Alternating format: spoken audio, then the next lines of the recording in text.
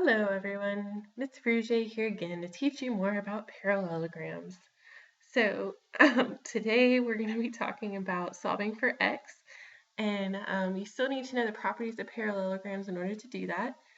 Looking at this problem, we have this side is 9x minus 25 and this side is 5x plus 7. We can solve for x knowing that opposite sides are parallel in a parallelogram.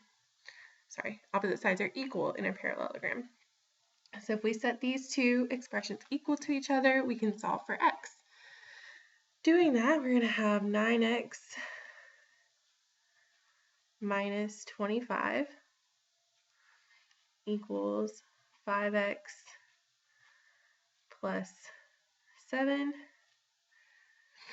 So we're going to get 4x equals 32, x equals 8. So just like we've been doing, this is just the value of x. It's not the value of this side, so it's asking for the side. You would want to take 8 and substitute it either back into this side or back into this one and solve. And that would give you the value of the length of the side. Right now, this is just the value of x,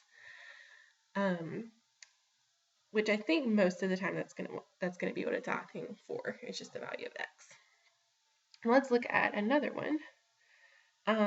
Sort of the same thing here, except this time we're talking about angles. These are supposed to be degrees, and my little degree sign's kind of off, but that's okay. We can solve this one knowing that opposite angles are congruent. So if we set 6x minus 15 equal to 4x plus 11, we can solve for x. Doing that, we have 6x minus 15 equals 4x plus 11.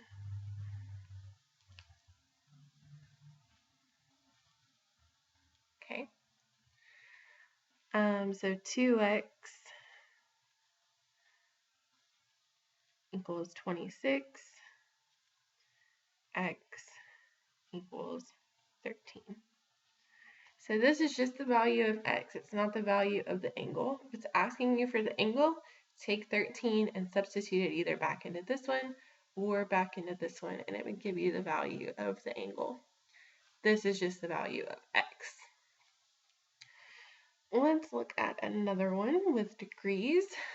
So we have this angle equal to 3x plus 5, this one equal to 8x minus 12. We still have to remember the properties of parallelograms. One of the properties is that consecutive angles are supplementary. Remember, consecutive means that they're next to each other, and supplementary means that they add up to equal 180 degrees.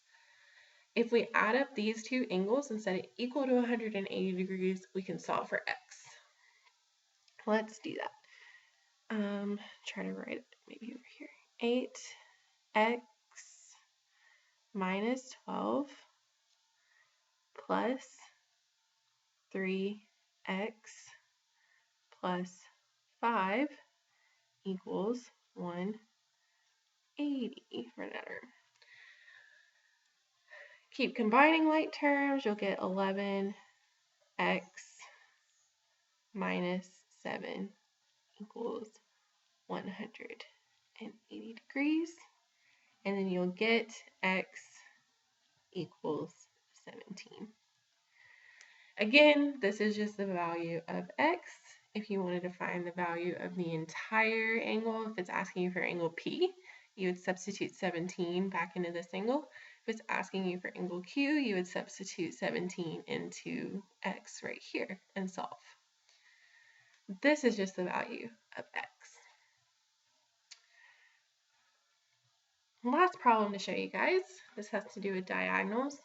This problem says that TV is 74, so from T to V, this whole length is 74, and then it tells you that from W to V is 4x plus 1, so just this half.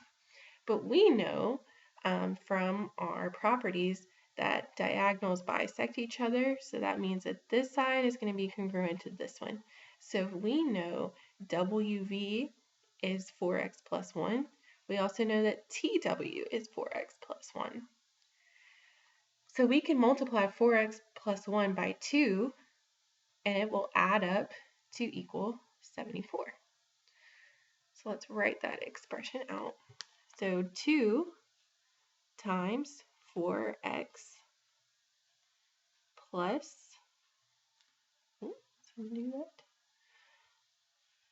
plus 1 equals 74.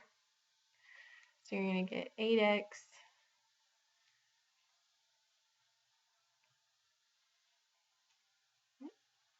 plus 2 equals 74, and you'll eventually get x equals 9.